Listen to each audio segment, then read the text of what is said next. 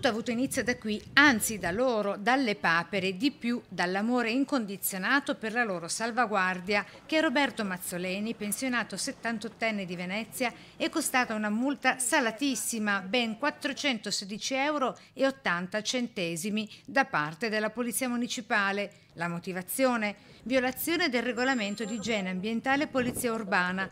Insomma, multato perché cura e si prende in carico i pulcini di Germania Reale e anatre selvatiche per salvarli dalle grinfie fameliche dei gabbiani, veri predatori di uova e sterminatori, come detto, di pulcini. Quando sono piccole i gabbiani fanno incetta, io mi sono sentito il cuore tenero di raccoglierle, farle venire grandi e poi rimetterle di nuovo in acqua nel suo habitat più naturale.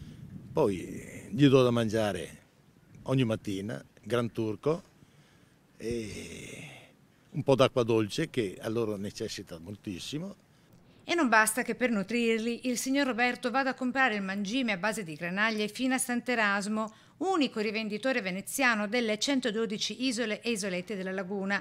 La sanzione perché è considerato come il proprietario e tutore delle papere, sebbene avesse più volte specificato di non esserlo, dice. Le ho detto che non sono proprietario, per cui loro mi attribuiscono la proprietà.